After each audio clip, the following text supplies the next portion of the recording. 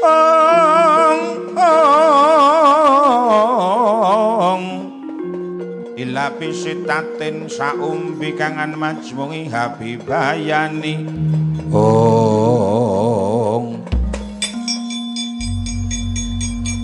wedang kopi enak rasane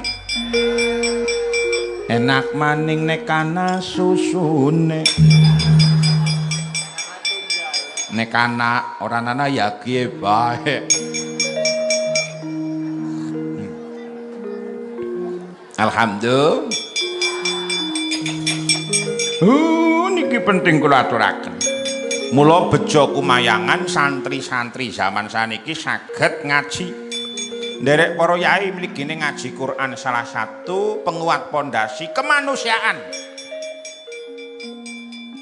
Penguat pondasi kemanusiaan tegese piye kakek sampean kathah manungsa sing melorot kamanungsane insaniatul insan kamanungsane manungsa niku melorot mula senajan rupane manungsa ning kaya kewan kelakuane kepro langkung sasar tinimbang kewan niki wiwitane ora gelem ngaji Quran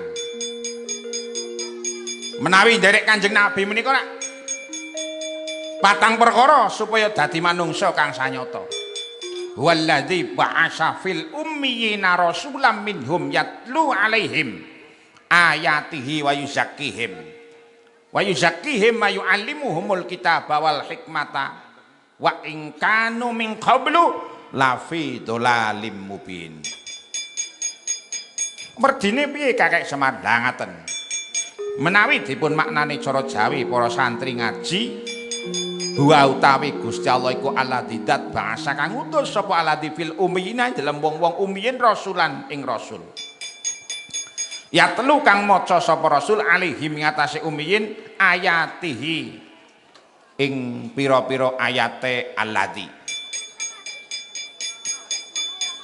Wa yuzakkihim lan bersihake sapa rasul ing ummiyin wa yu'allimuhum lan mulangi sapa rasul ing ummiyin alkitaba ing kitab wal hikmatalan ing hikmah wa ing kanu senajan ana sapa dhewene kabeh umiyin mingko blu saking sadurunge kulafi dolalim mubin. Niki dakwahe Kanjeng Nabi ajak-ajak manungsa ben dadi manungsa kang sanyata sarana patang perkara. Bu sepisan ngaji Quran dari segi wacan. Mula Kanjeng Nabi anggonipun dakwah menika sepisan maca ayat ben wong do pirsa ayat-ayate Gusti Allah. Nek piantun Bambu Sari niku sami apal Quran nggih. Apal nggih. Sami apal nggih, Bu. Bapak-bapak sami apal nggih. Ya minimal kulhu falak anas Fatihah ayat kursi lillahi ma fis samawat bali berkat. Nggih napa mboten? Lumayan. Tenimbang blas lumayan lah Fatihah kulhu falak anas ayat kursi lillahi ma fis samawat bali ulih berkat. Ayo lagune bapakku NU ibu muslimat ansor kamasku ansor Mbak Yu Fatayat terus ya melu NU pancen nikmat ngalor ngidul berkah ora berkat. Niku berkate katut sakwise entuk berkah. Allahumma monggo kari tamul-tamul Mbah. Niki pun siap kotake infak. Niki Den pilo badhe kula aturaken bahwa ngaji Quran di minimal dari segi bacaan alif-alifan mung gawe ngerti marang sandangan menmoni opo i opo u gitu nggih fathah kasrah domah jabar jere besek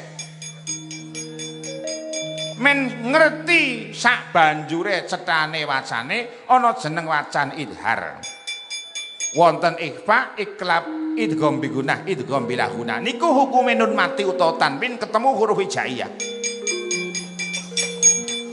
ana liyane kayak sama wonten mati ketemu huruf hijaiyah niku nggih wonten pelanggerane wonten dawane wacan jenenge mat tobingi mat jaiz munfasil wajib mutasil wonten mat arit disukun Pak yakun kot ngarodo sukun wakpan pangaridun kanastanginu.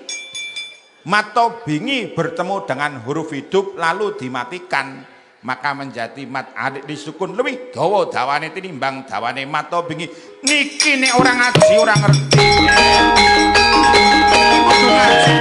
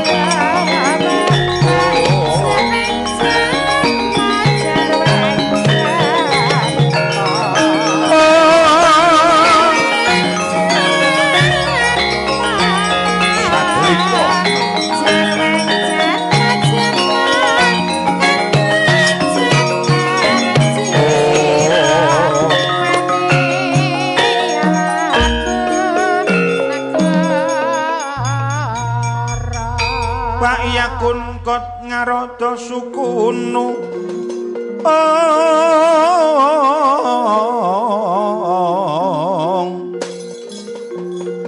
wakwan pangaridun kanastanginu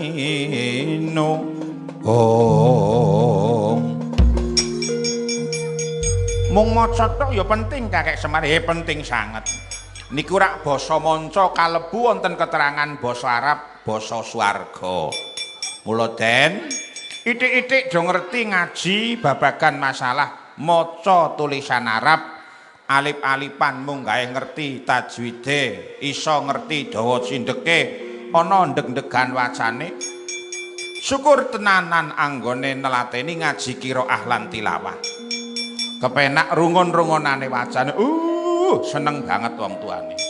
Di samping itu juga ada yang namanya ngaji babagan masalah isinya Al-Qur'an wujude napa, ngaji tafsir. Direwangi kudu ngerti basa Arab. Men ngerti basa Arab didukung ilmu nahwu lan sorof. Nahwu wae werna-werna wiwitane jurumiyah munggah-munggah i'rab, munggah-munggah mutamimah. Wonten malih alfiyah lan lintu-lintunipun. Sorof mawon amsilatut tasrifiyah kailani ngiji dan lain sebagainya dan lain sebagainya. Tambah balaghah. Basa Arab wis dikuasai, lanjut tafsir, ilmu tafsir. Wonten malih usul fikih lan ilmu fikih saengga menapa ngertos marang bakune dawuh ingkang maha kuwasa saking Al-Qur'an menika. Ditambah ngerti bab asbabun nuzul, al-ibrah bi umumil lafzi am bi khususi sababiyah, saged mangertosi menika den.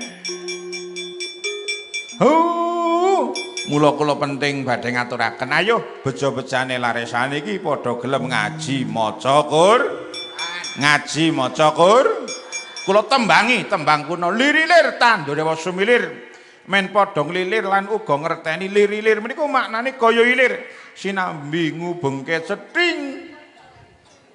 cething kosong mangke kondur sampun dipun iseni ya. Siapkan infak yang terbaik. Tembangnya apa Kakek Semar? Lirilir tandure wasumilir. Niki wonten ing warsa enggal taun Hijriyah. Ayo padha gumregah. Aja kaya wingi. Yen wingi ora cetha saiki dadi wong kang cetha, yen wingi urung genah saiki dadi wong kang genah. Lirilir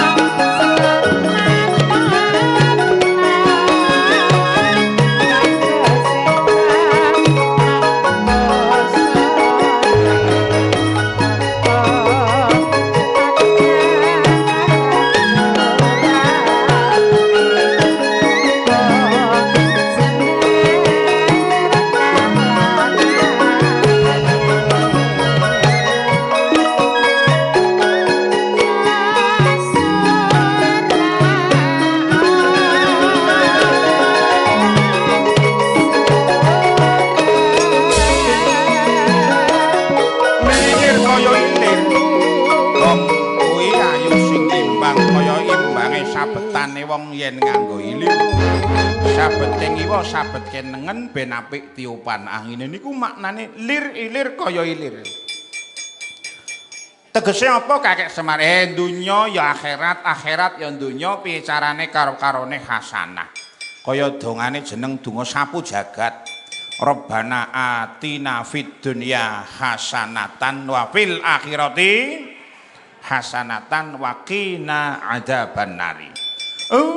Rabbana duh pangeran kita. Niki munadak. Yae dibuang dadine mung Rabbana, asline ya Rabbana, maknane duh pangeran kita. Atina mugi paring Tuhan dateng kita fid dunya ing dalem donya menika hasanatan ing kebagusan. Wa fil akhirati lan mugi paring Tuhan dateng kita ing dalem akhirat hasanatan ing kebagusan. Wa qina mugi ngreksa Tuhan dateng kita ngadaban nari ing siksane neraka. Den jagat gumelar ana jeneng donya minangka ngalam papaning manungsa. Ingkang cobane maneka warna kathah cuba beda kalian wonten ing alam kandungan. Begitu nyaman. Jabang bayi kemambang banyu ketuban. Mula yen cara tembang Jawa Mas kumambang. Ananging lha kok mijil metu jabang bayi tegese medal. Mangke lajeng jabang bayi menika menangi ngalam jenenge ngalam donya kalebet papaning manungsa kados dinten menika. Maneka warna makhluk ana ing alam donya. Wujude wonten jamadat. Wujude wonten jamadat. Barang sing atos-atos. Pak, Bu, dan lain sebagainya. Kelebu jeneng makhluk ya kuwi menungsa. Sing nang jerone manungsa niku wonten ati, wonten pikiran nek nyawiji. Ndadosaken manungsa saged dados manungsa kang sanata. Pramila Den perlu badhe kula ngaturaken dhateng panjenengan ugi sedaya ingkang rawuh wonten sonten menika Pak Bu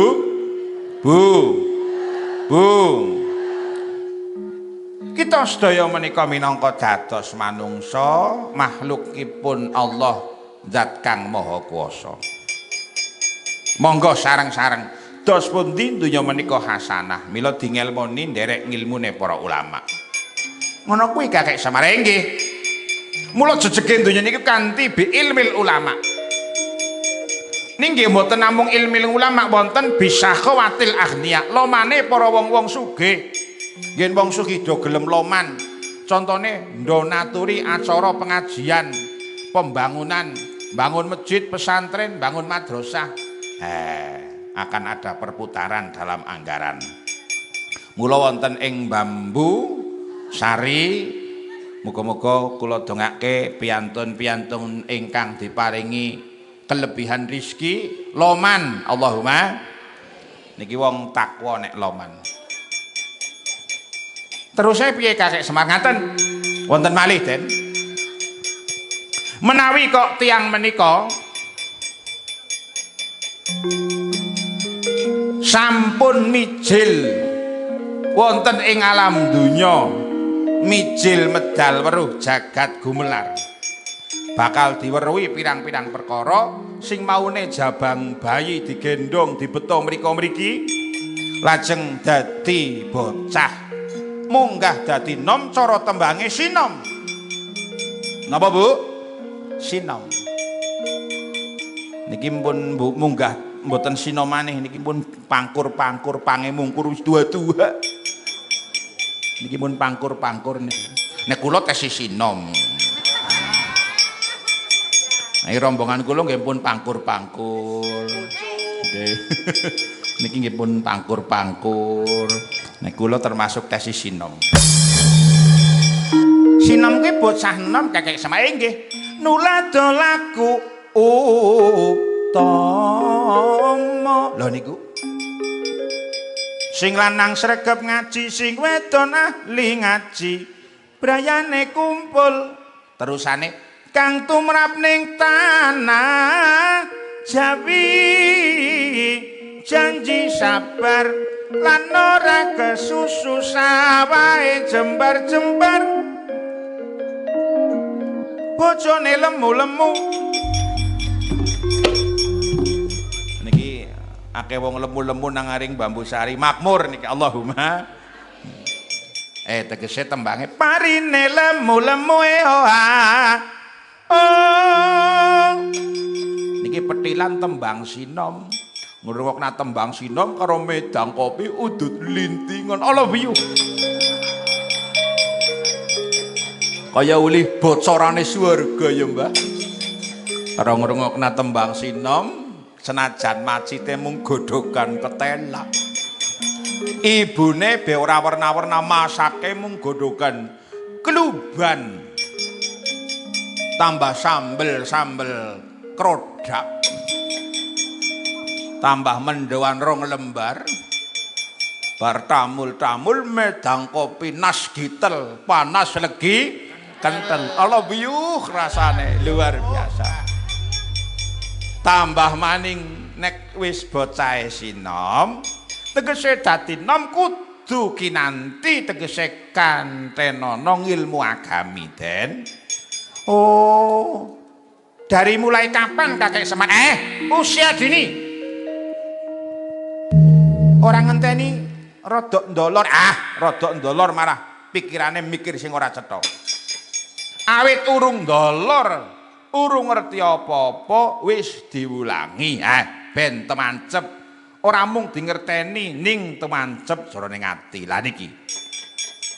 Mula ngaji dari mulai usia dini. Malah kepara Mbah Kiai mulangi ngaji awit jabang bayi wonten kandungan. Ngupati diwacake Quran, wetenge krugat-kruget bayine ngrungokna Quran. Munggah maning tingkeban wacake Quran, krugat-kruget bayine krungu wacane Quran. Lajeng medal mijil bayi muyi ndoboli. Diadani dikomati. Nggih to nggih? Kok do gujeng to niki? Ndoboli. Niki rak do sami ndoboli to?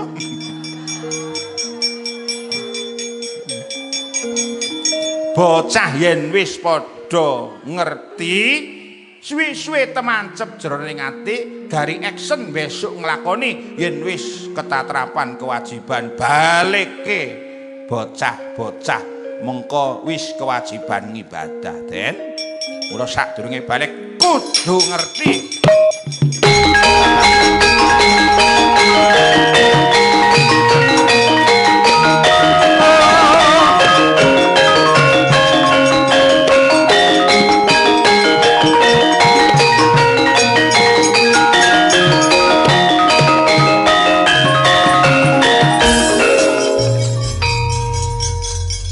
Wa akhbaru bidorfin au biharfi jar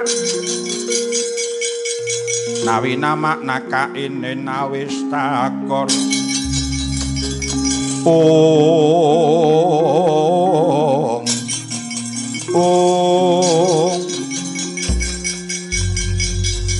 munggah tembang asmara ndono ngati-ati wong kuwi bakal nduweni asmara aja gampang nibake asmara. Iki ana pelanggerane ana paugerane. Yen wis dikanteni ilmu agami njuk padha ngerti yen kok duweni asmara ngati-ati aja padha zina. Yo padha gambuh gathuk padha mbojo. Jangan terus dalam keadaan sendiri saja. Ayo sing pada bujang perawan, bojo-bojo sing randa-randa pada bojo. Sing duda-duda pada bojo. Menek randane ora pada bojo jenenge Rani Randani ini. Nek tua, nek nom RCTI Randa cantik tur imut.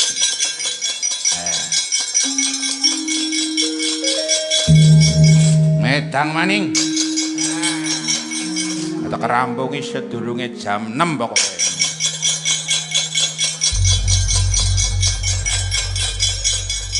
Sedurunge jam 6 ke jam 4. Pokoknya sedurunge jam 6. Dan niki penting.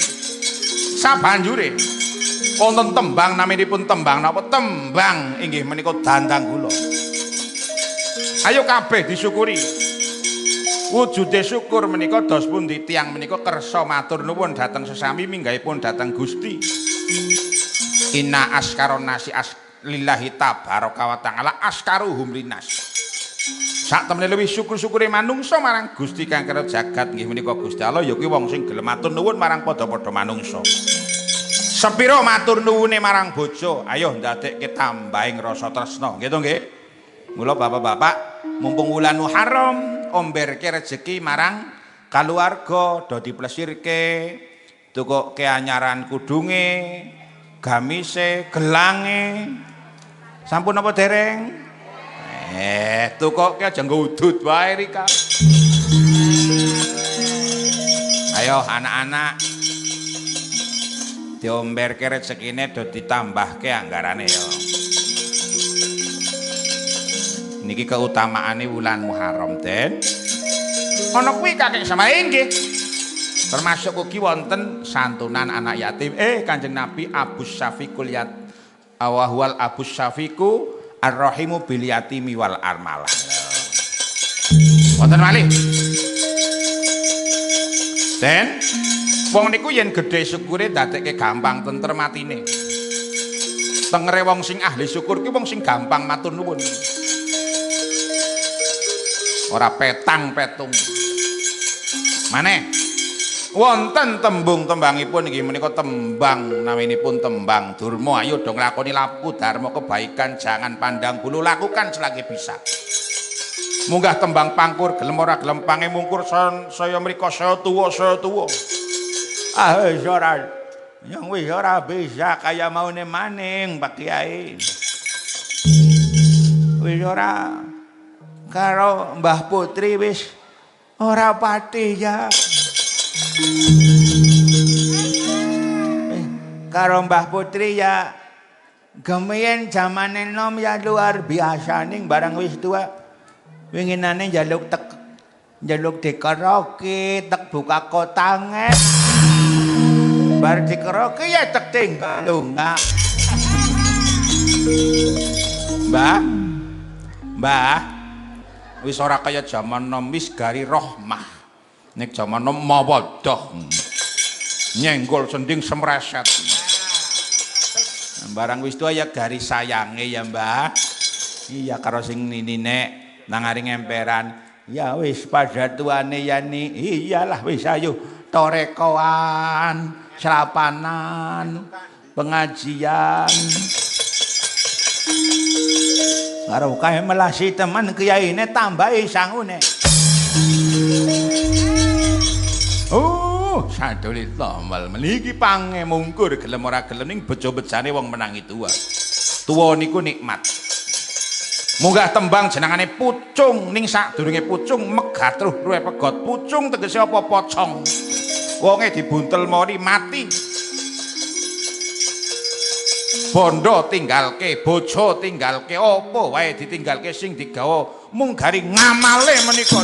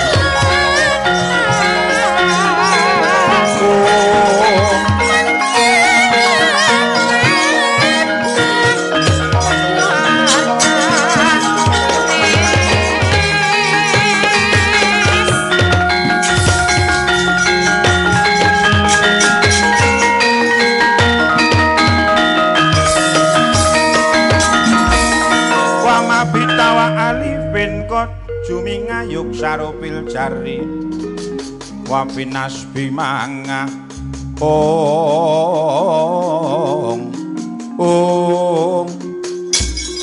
mula mumpung padang rembulane mumpung jembar kalangane lah kok bejo bejane wong diwehi kesempatan hidup kembali di tahun yang baru ini luar biasa sebuah kanugrahan. Nggih napa mboten? Nggih napa mboten? Lho, niki bejo kumayangan. Sakwise turu lah kok tangi tesi melek diweruhi ngalam dunya berarti tasih diwahi kesempatan dening pangeran untuk berkegiatan. Niku cukup untuk bersyukur. Bu, ora kudu sugih dhisit. Ora kudu akeh dhisit duwite, ora kudu terhormat dhisit. Ora kudu disungkemi dhisit. Lho, kok akeh temen standare. Standar syukur itu mudah saja ketika kita tidur terus bangun lagi dan masih diberi kesempatan untuk menghirup dunia yang penuh cobaan ini. Dening nyong melek maning ya. Tesi kon ngarit maning, kon sembayang maning, alhamdulillah. Niki cukup. Ora usah muluk-muluk standare. Weruh maning kae ramane teh sing ngatang-ngatang. Pak tangi pak subuh apa njaluk imbuh. Subuh njaluk imbuh wae. Oh niki penting. Ngaten Den. Ngono kuwi kakek samargi. Mula hasibu angkusakum qoblantu hasabu. Ngetung-etung sira kabeh sak durunge sesuk diitung teki sak durunge sesuk yaumul hisab. Jadi mumpung tes iso ngitung napa ingkang bisa diitung bar diitung yuk didandani Dandamana Jrambantana. Sing sowek dijahit maneh, sing bolong ditembeli. Tahun ini lebih baik daripada tahun yang kemarin ini, hati-hati. Werna-werna cobaning manungsa. Jajal ana cuba kang nyata wujude nika buta teng mriku nika. Wujude apa kakek sampean buta nika?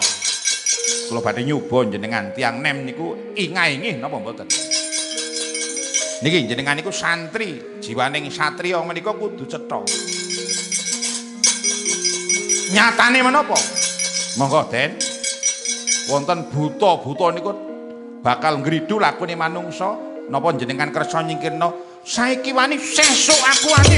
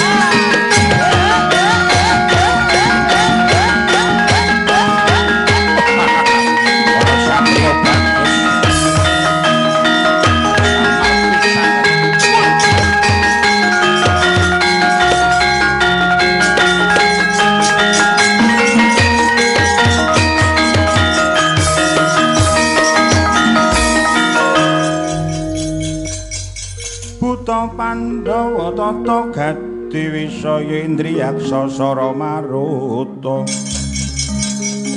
pawana gana margana amal jariyah 2.322.000. Kok 22.000 ya? 322 tak genepi kok 2.325.000. Hah? Hah? Men ganjil. Oh. Tukang son tambahi. Wong 3.000 men pas. Semingkir saka ngarepanku Butala olah taala. Tantang tinantang wujude satriya bagus. Gus. Ora samar wis anggeni kok ngerti karo aku. Bendina kumpul nang kotak. Ngene wae, Gus. Kepenak-kepenakan bae lah. Ayo melu nyong bae ayo. Nek kepengin numben-numben sing main, ayo mimi jahat kerat-keratan. Ayo. Apa kepengin sing kira-kira mandan melowes? Pirang-pirang roke cindekan. Kuilat dalan. Allah usapmu sumingkir saka ngarepanku yen gelem tobat tak jujugake marang dalaning bebener. Nuturi kaya ki mejang kaya pandita wae. Mamah mamat ati panganku kowe.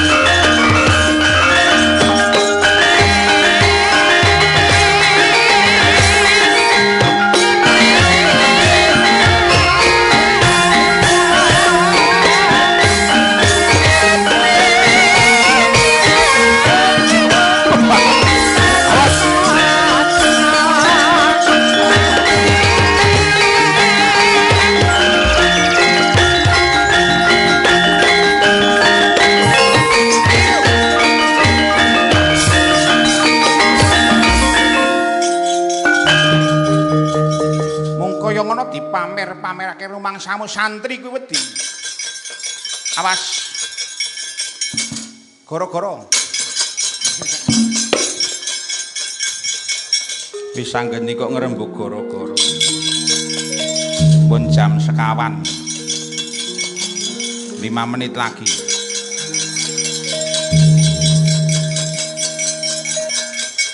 Ayo goro-goro, Truk. Aku tak istirahat.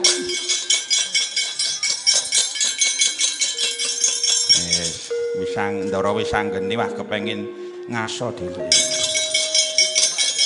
Tembang sing elingna salat. Yo, nggo metuk Kang Gareng. Keprimen? Tembang sing elingna salat ana ora Kang Gareng? Ana. Nyemek-nyemek. Tembangan. Ora ngaji wae.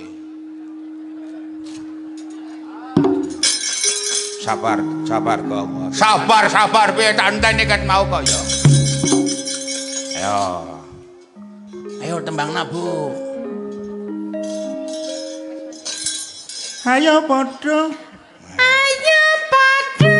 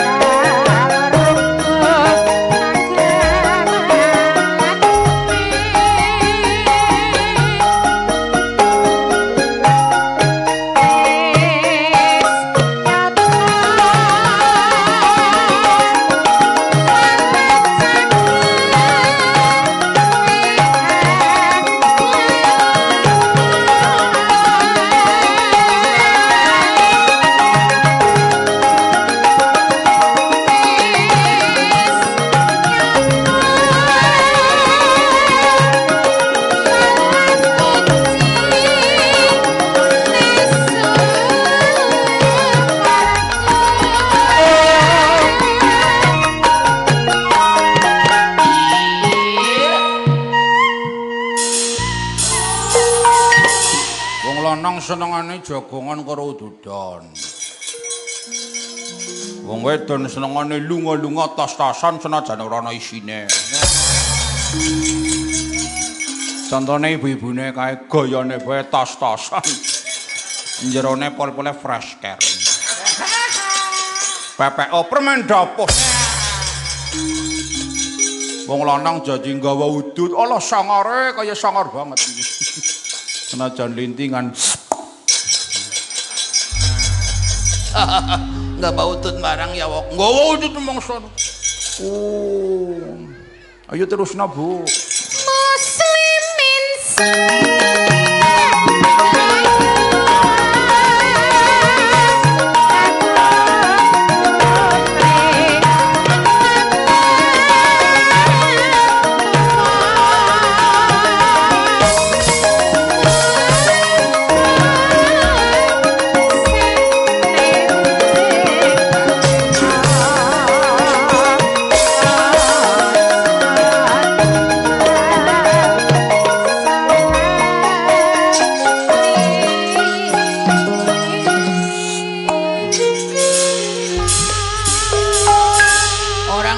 metu kebule kok ora wis ora ngangutut piye. Modhep ngono metu kebule. Modhep ngene.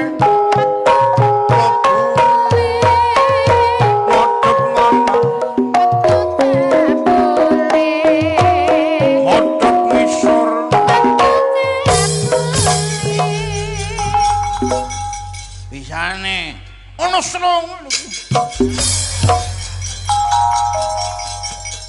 ora ono selong ya ora metu kebule anak-anak bae ya Kang Gading ya pernah keprimen pada waras Kang Gading alhamdulillah kiarane wong pada ngaji Quran dari segi membaca tidak cukup mulane mau nek terus ayate wa yuzakihim lan bersihake sapa rasul ing umiyin bahwa yang kedua sarana menjadi manusia seutuhnya dengan cara pembersihan jiwa. Bangunlah jiwanya.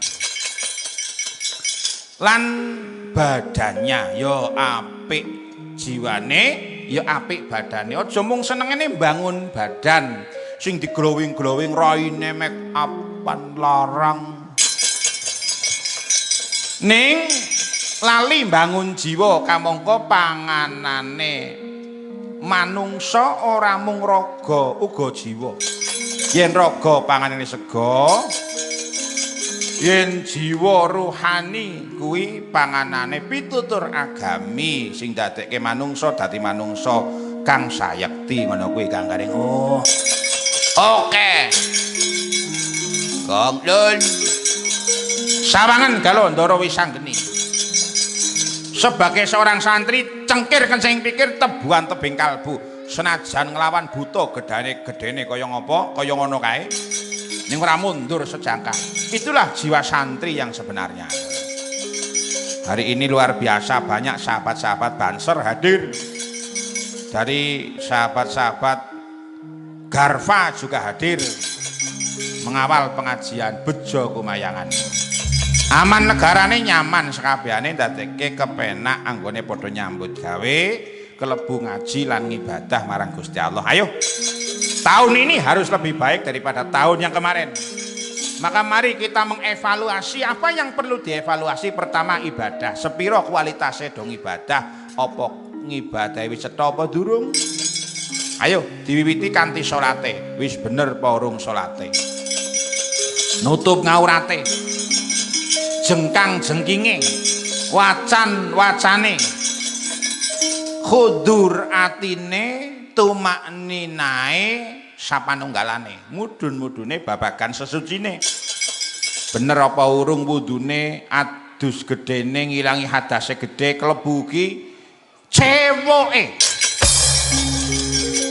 Bu, ayo dievaluasi, didandani. Yen durung cetha, piye carane men cetha padha ngaji. Lah nang rembug cewek barang, jangan dianggap sepele. Kita cilik ora iso cewek, berbahaya. Tekan gede ngoleh cewek nganggo obat abit. Mula ngaji babagan agami penting napa penting? Penting, Bu. Pun ora mung dandani njaba ning uga dandani jero. Ayo, hati yang bersih dari makanan yang bersih lalu memudahkan hati kita menjadi bersih. Nek mangane koyo jik barang sing ora cetha kepara barang haram wal-wal kedual sing penting kena diontal. Tange lamun resik atine Kang Garing.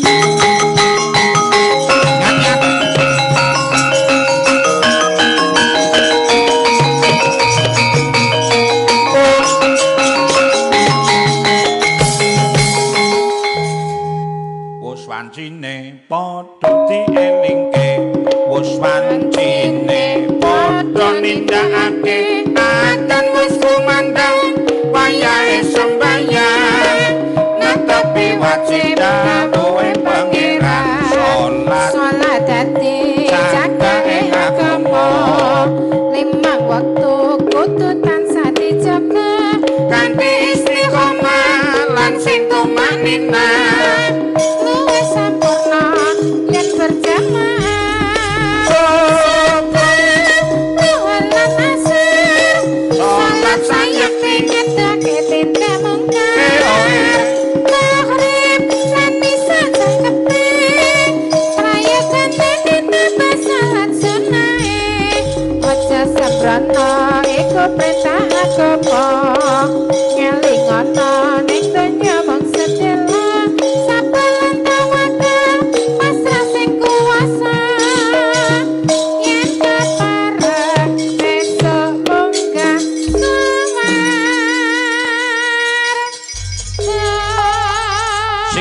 Salate, ayo anak putu padha dielingke wajibe salate, muga-muga saged ahli salat. Allahumma.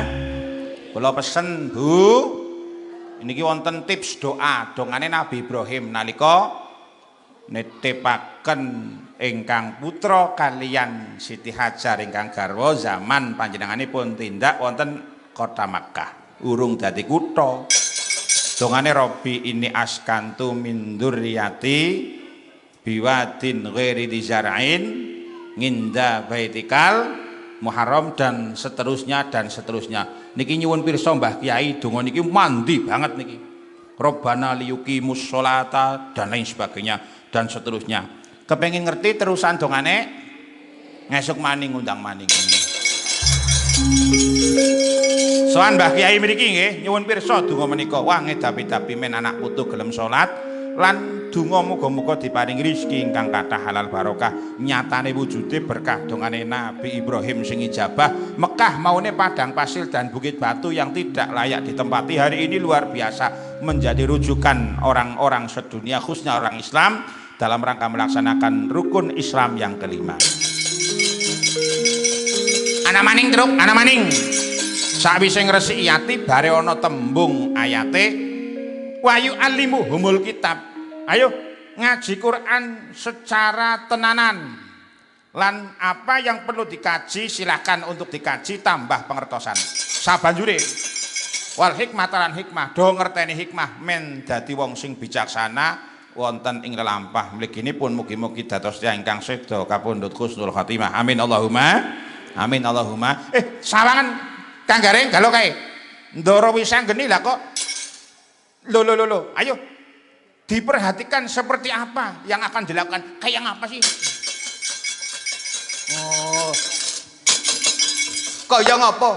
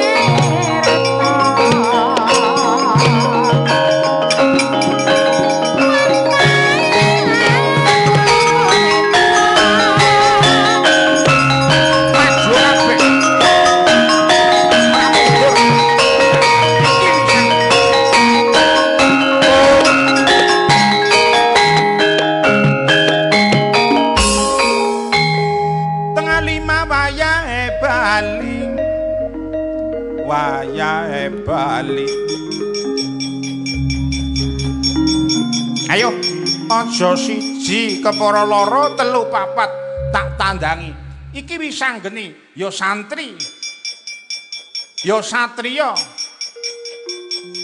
wis PKPNU PKD PKL LI rumangsane apa dirosah ulah dirosah wusta gembleng supaya dadi wong kang cetha awas lah dalah Wisanggeni sumbarmu ya. Ayo kanca-kanca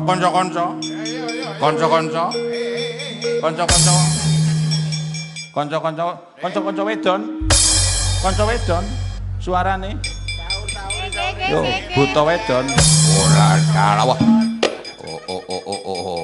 ayo kroyok Wisanggeni kocap kasarita andedonga Raden Wisanggeni dungane merbawani medal daya pangaribawa arsa madangi jagat monggo paning saput saking ukir merbapak bang sumirat kenang soroteng surya mega lan gunung-gunung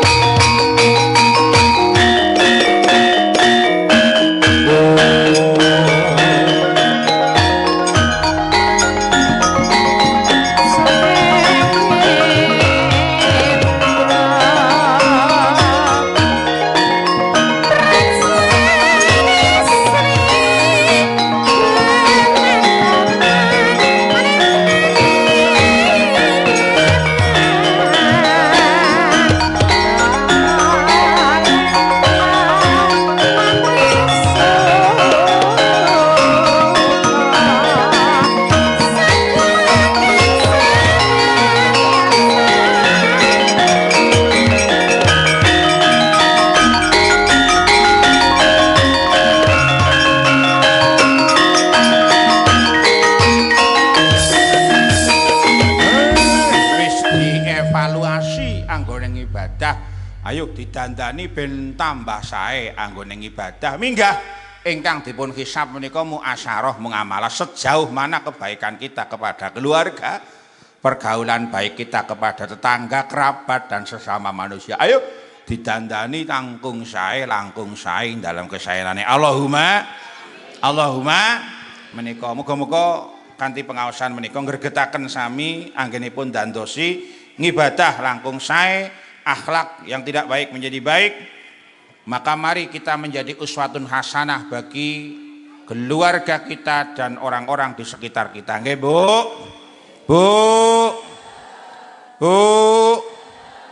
Niki. Mau kok ana kewan-kewan kae piye Kakek Semar? Lah niku wujude nafsune manungsa dikendhaleni. Mula wingi wulan Dzulhijjah nyembelih kewan men apa? Men muga-muga hakikate nyembelih marang nafsune. Nafsu menika menawi mboten dikendhaleni iso melajar dadi manungsa kang ora cetha. Menika ten muga-muga sarana kataman pengaosan di awal tahun Hijriah ndadosaken kula panjenengan dados tiyang ingkang tambah sholih lan sholihah. Allahumma astaghfirullah rabbal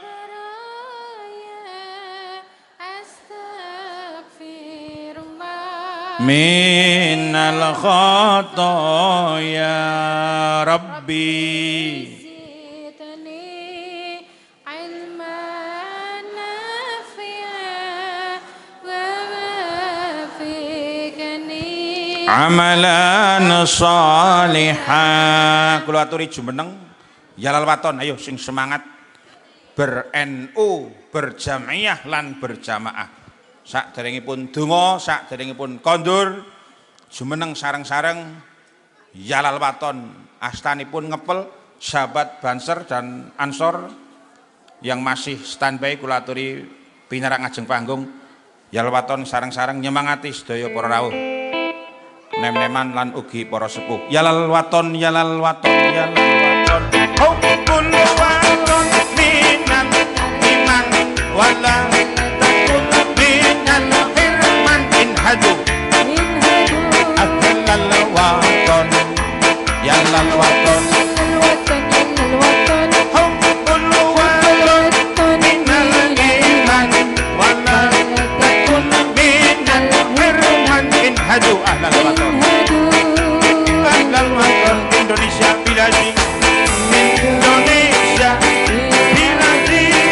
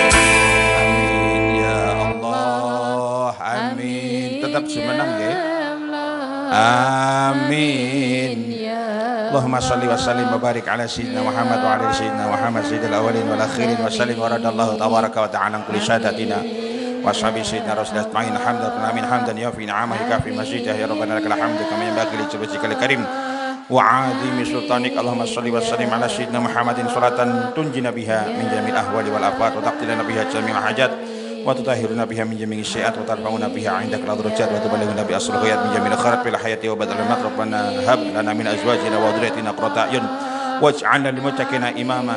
Rabbana atina fid dunya hasanah wa fil akhirati hasanah wa qina adzabannar. Subhana rabbika rabbil izzati amma yasifun wa salamun 'alal mursalin walhamdulillahi rabbil alamin. Wallahul muwaffiq ila aqwamit thoriq. Assalamualaikum warahmatullahi wabarakatuh.